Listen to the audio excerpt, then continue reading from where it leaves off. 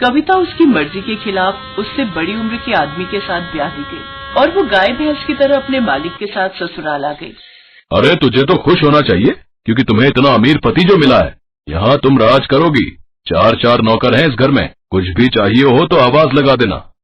कविता डरी और सहमी आंखों से उस आदमी की तरफ देख रही थी। न जाने क्या सोचकर उसकी माँ ने अधेड़ उम्र के आदमी के साथ उसकी शादी कर दी। क्या हुआ, अभी तक तेरा मायके का मातम खत्म नहीं हुआ क्या? भूल गई क्या आज हमारी सुहाग रात है? चल अब जल्दी से आजा। नहीं नहीं, आप ऐसा नहीं कर सकते, मैं अभी इसके लिए तैयार नहीं हूँ। चुप कर, मैंने शादी तुझे शोकेस में सजाने के लिए नहीं की है। मैं जैसा चाहूंगा तुम्हें वैसा ही करना होगा, समझी? बेचारी कविता रोती रही, चिल्लाती रही, लेकिन सेठ ने उसकी एक न सुनी। अगली सुबह कविता का जीवन पूरी तरह बदल चुका था। अब वो जबरदस्ती की दुल्हन बन चुकी थी। हर रात कविता को सेठ धनपत का अत्याचार सहना पड़ता। अब तो वो बस महज उसके हाथ की कठपुतली बनकर रह गई। ऐसे ही उनकी शादी को 4 साल बीत गए। एक रोज, मुझे तो लगता है तू बंजर भूमि है। 4 साल होने के बाद भी तू अभी तक माँ नहीं बन पाई। मुझे तो लगता है तू मुझे बाप बनाने के सुख से वंचित रखेगी। अगर तूने मुझे जल्द खुशखबरी नहीं दी तो मैं तेरी सौतन घर ले आऊंगा, समझी? लेकिन ये सब मेरे हाथ में थोड़ी न है, और आप दूसरी शादी के बारे में सोच भी कैसे सकते हैं? लेकिन कुछ महीने बाद भी कविता मां नहीं बन पाती, जिससे सेठ दूसरी शादी कर लेता है और नई पत्नी के साथ घर आ जाता है। आपने मेरे साथ ऐसा क्यों किया? आपने मुझे धोखा क्यों दिया? चुपचाप पड़ी रह तू एक कोने में, रोटी कपड़ा सब मिलेगा। और हाँ, अब से तुम बाहर वाले कमरे में रहोगी, समझी? कविता बेचारी लाचार सी खड़ी रही और सेठ धनपत उर्मिला को अपने साथ कमरे में ले गया। ऐसे ही समय बीता।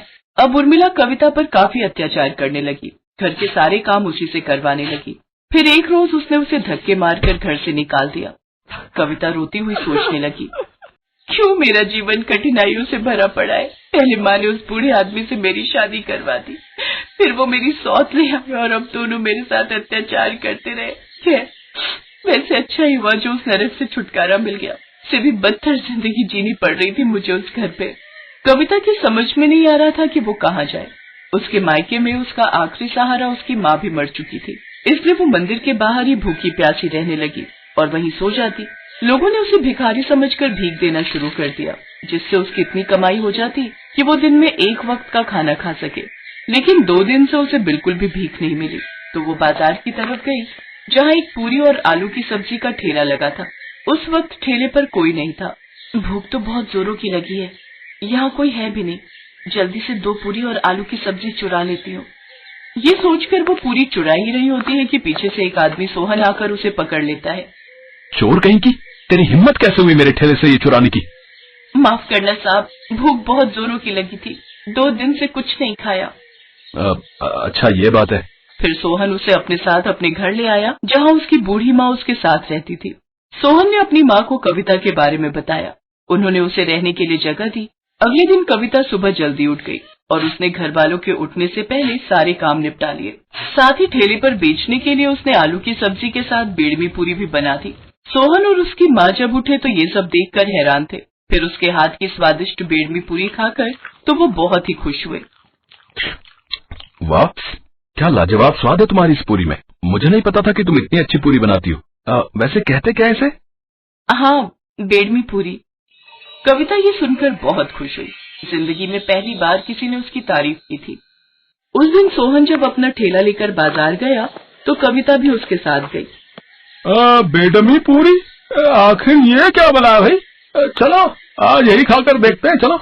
कुछ ही देर में उनके पास ग्राहकों की भीड़ लगनी शुरू हो गई और उस दिन सोहन की सारी बेड़मी पूरी बिक गई। अब अगले दिन से कविता रोज सोहन के साथ उसके ठेले पर आने लगी। सोहन ग्राहकों को वो परोसने और उनसे पैसे लेने का काम करता और कविता और सोहन के पास लोगों की लंबी लाइन लग जाती। इससे उन्हें खूब अच्छी कमाई होने लगी। कुछ ही दिनों में उन्होंने एक बड़ा पक्का घर ले लिया, साथ ही एक दुकान ले ली जिसमें वो बेड़मी पूरी बेचने लगे। अब कविता खुशी खुशी जिंदगी बिताने लगी।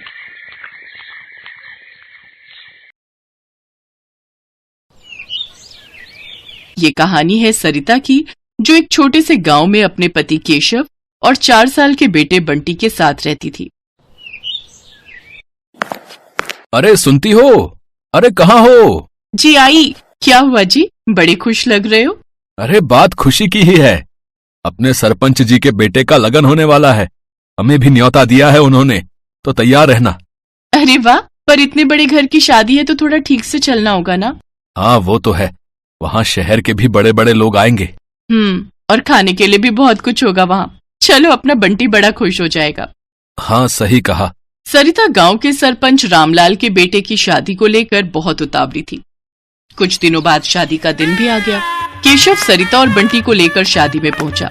पंडाल में एक से बढ़कर एक लजीज व्यंजन सजे हुए थे, मगर सरिता और केशव की नजर बस पालक पनीर के बर्तन पर ही अटकी हुई थी। जब खाने की शुरुआत हुई तो दोनों ने भरपेट पालक पनीर खाया और छोटे बंटी ने भी पहली बार पालक पनीर का स्वाद चखा। असल में केशव की माली हालत बहुत खराब थी, तो घर में 2 वक्त हर किसी को पेट भर खाना मिल जाए, यही एक बड़ी चुनौती थी।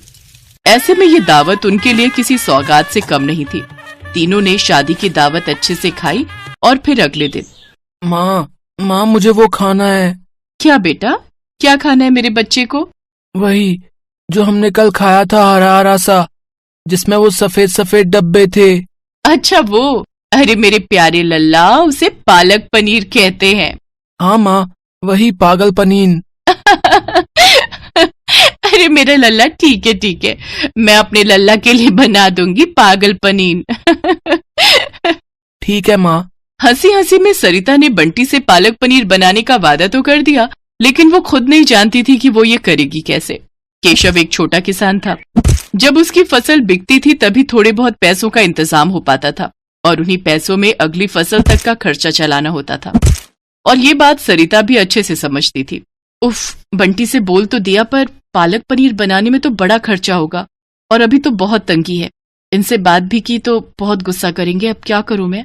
इसी उधेड़-बुन में सरिता का पूरा दिन निकल गया। फिर अगले दिन सुबह उठते ही सरिता को चिंता होने लगी, क्योंकि उसने केशव से रुपए मांगे नहीं थे और बंटी सुबह से ही पालक पनीर खाने की जिद कर रहा था। सरिता बुझे मन से रसोई में गई और जाकर आटा गूंथने लगी। तभी उसे एक ख्याल आया। वो जल्दी से पड़ोसी के खेत से थोड़े से ताजे पालक के पत्ते मांग कर ले आई। फिर उसने गुथे आटे की लोई के चौकोर टुकड़े करके उन्हें अच्छे से पकाया और उन्हें पालक पकाकर उसमें बिल्कुल पनीर की तरह डाल दिया। और फिर, माँ जल्दी लाओ ना, पागल पनीर बना नहीं क्या अब तक? बन गया लल्ला, लो, ये रहा। अरे वाह, आज तो मजा ही आ जाएगा। हाँ मेरे बच्चे, लो अब जल्दी से खाओ। मासूम बंटी बिना कुछ समझे बूझे खाता गया, मगर सरिता अंदर से बहुत दुखी थी, क्योंकि वो तो सच जानती थी। फिर उसी शाम, बाबा आपको पता है माँ ने आज क्या बनाया? अब क्या बनाया बेटा? माँ ने आज वो शादी वाला पागल पनीर बनाया खाने में। क्या? अच्छा। उसे पालक पनीर कहते हैं बेटा। केशव बंटी की बात पर हंसा, पर वो हैरान भी था कि आखिर पालक पनीर बनाने के लिए सरिता पैसे कहाँ से लाई। उसने फौरन अंदर जाकर सरिता से पूछा, सरिता, वो बंटी बता रहा था कि तुमने पालक पनीर बनाया है। जी मैं लाओ, थोड़ा सा हमें भी चखा दो फिर।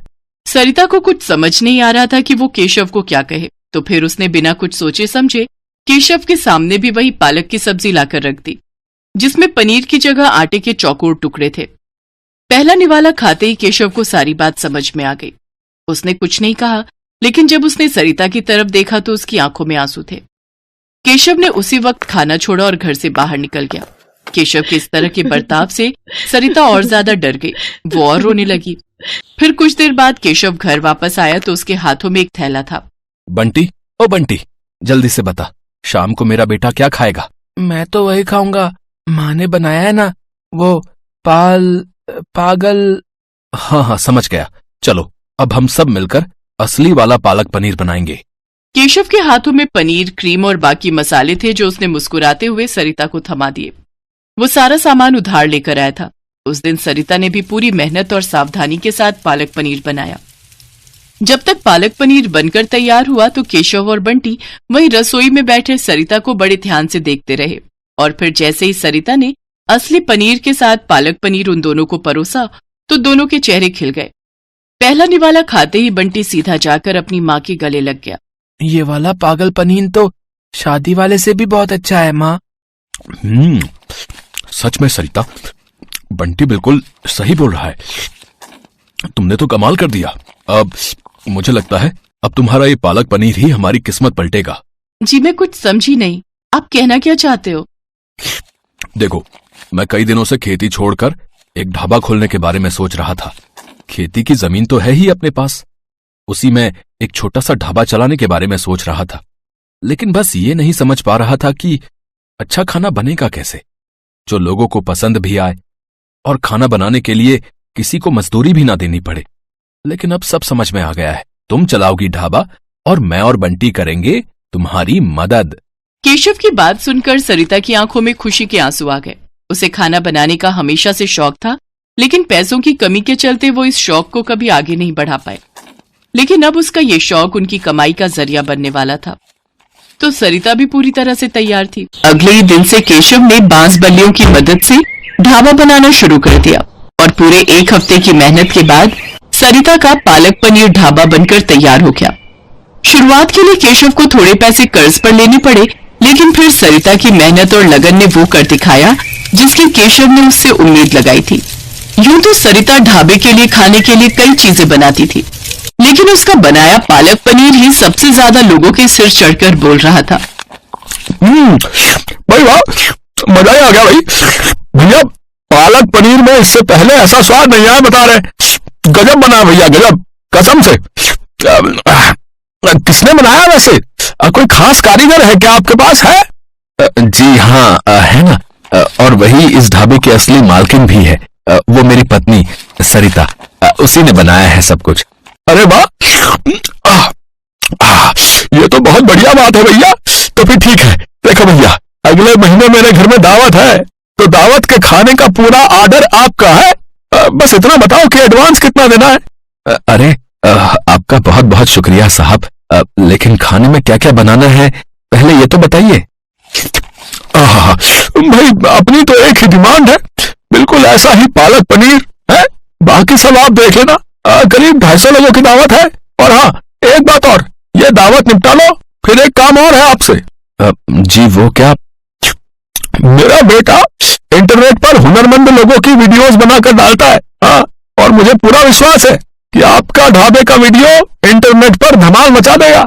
सरिता के बनाए पालक पनीर और उसके ढाबे को अब पहचान मिलने जा रही थी। केशव और सरिता बहुत खुश थे, लेकिन सबसे ज्यादा खुश था बंटी। आखिर हर रोज उसका मनपसंद पागल पनीर जो खाने को मिल रहा था उसे।